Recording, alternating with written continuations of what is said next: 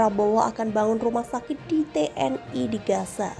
Dilansir dari liputan6.com Jakarta, Menteri Pertahanan Prabowo Subianto mengatakan pihaknya membuka semua rumah sakit TNI untuk merawat pasien dari Palestina. Hal ini juga telah disampaikan Prabowo kepada Dubes Palestina untuk Indonesia Zuhair Al-Sud. Kita tadi saya sampaikan ke Duta Besar Palestina, kita membuka semua rumah sakit TNI untuk siap menerima pasien-pasien dari Palestina.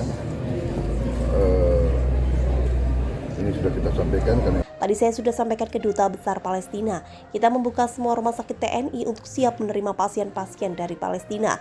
Ini sudah saya sampaikan, kata Prabowo di Pangkalan TNI AU Halim Perdana Kusuma, Jakarta, Jumat 4 November 2023. Dia akan berkoordinasi dengan pihak-pihak yang berkuasa untuk membangun rumah sakit TNI di Gaza, terutama pemerintahan Mesir dan negara-negara lain. Dengan begitu korban-korban di Palestina bisa dievakuasi di RSTNI. Kemudian juga kita akan koordinasi dengan pihak Mesir di sana. TNI juga siap mengirim kapal rumah sakit untuk standby di sana untuk lebih memberikan bantuan yang lebih banyak, jelas Prabowo. Ketua Umum Partai Gerindra itu juga akan mengundang Duta Besar Mesir dan Duta Besar Palestina pada Senin 6 November 2023. Koordinasi ini untuk memperlancar bantuan bagi masyarakat Gaza. Untuk memperlancar, membantu koordinasi dan sebagainya, kita terus koordinasi. Hari Senin saya undang Duta Besar Mesir sama Duta Besar Palestina untuk koordinasi bantuan-bantuan selanjutnya, tutur Prabowo.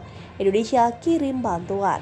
Bantuan Indonesia untuk rakyat Palestina akan segera diberangkatkan menuju ke Bandara Al-Aris di Mesir, kemudian akan diteruskan dan disalurkan ke Gaza dan berisi 51,5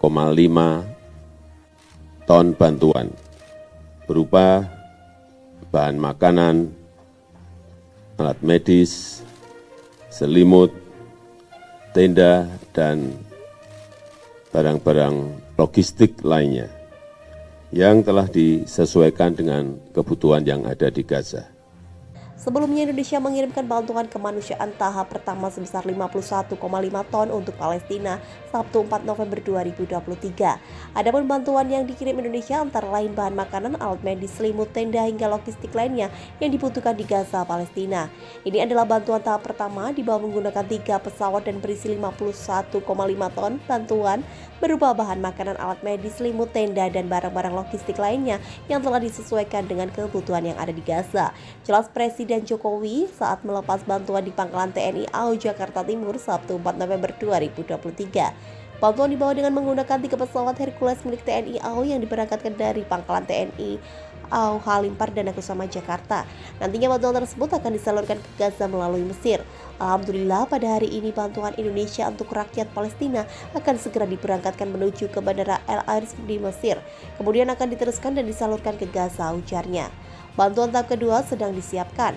Jokowi menyampaikan bantuan tahap kedua sedang dalam proses persiapan dan akan segera dikirimkan ke Palestina. Menurut dia, bantuan kemanusiaan ini gabungan dari pemerintah, masyarakat, dan dunia usaha yang disalurkan melalui berbagai lembaga kemanusiaan. Ada yang dari Basnas, IH Indonesia Humanitarian Alliance, dari PMI, dari Kita Bisa, dan juga dari pemerintah, TNI, dan Polri, kata Jokowi. Dia berharap semakin banyak masyarakat dan dunia usaha yang menyalurkan bantuan untuk Palestina. Jokowi menyebut bantuan tersebut merupakan bentuk solidaritas dan kepedulian bangsa Indonesia terhadap tragedi kemanusiaan di Gaza. Ini mewujudkan wujud solidaritas Indonesia, wujud kepedulian bangsa Indonesia terhadap kemanusiaan karena tragedi kemanusiaan yang ada di Gaza tidak dapat diterima dan harus sesegera mungkin dihentikan, tutur Jokowi. Saya ingin menekankan kembali bahwa Indonesia akan terus bersama perjuangan bangsa Palestina, sambung Jokowi. Di depan prajurit TNI, Prabowo bicara pengaruh perang di Ukraina dan Palestina pada Indonesia. Menteri Pertahanan Menhan Prabowo Subianto membuka simposium bertajuk Geopolitik dan Geostrategis Global serta pengaruh terhadap Indonesia. Menurut Prabowo, perkembangan geopolitik dan geostrategis dunia yang cepat berpengaruh pada banyak negara dunia termasuk Indonesia. Ini saya pandang perlu karena perkembangan dinamika geopolitik berkembang begitu cepat. Pengaruh di satu wilayah dunia yang kelihatan jauh dari kita di era sekarang. Pengaruhnya luar biasa pada seluruh dunia, kata Prabowo di Kementerian Pertahanan Jakarta seperti dikutip dari siaran pers Kamis 2 November 2023.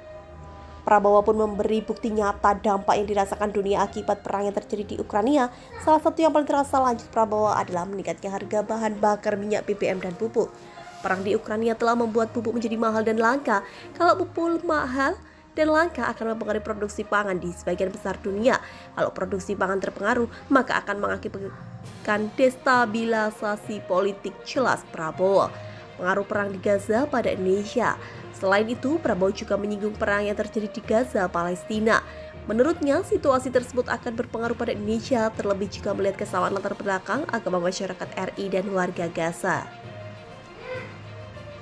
Selain itu, pembicara dalam acara ini bukan hanya Prabowo seorang, namun juga mengundang sejumlah Menteri Kabinet Indonesia Maju seperti Menteri Perdagangan Zulkifli Hasan, Menteri Pertanian Andi Amran Sulaiman, Menteri KKP Sakti Wahyu Trenggono, serta Chief Executive Officer System Solution FZ LLC Habib Bokroba.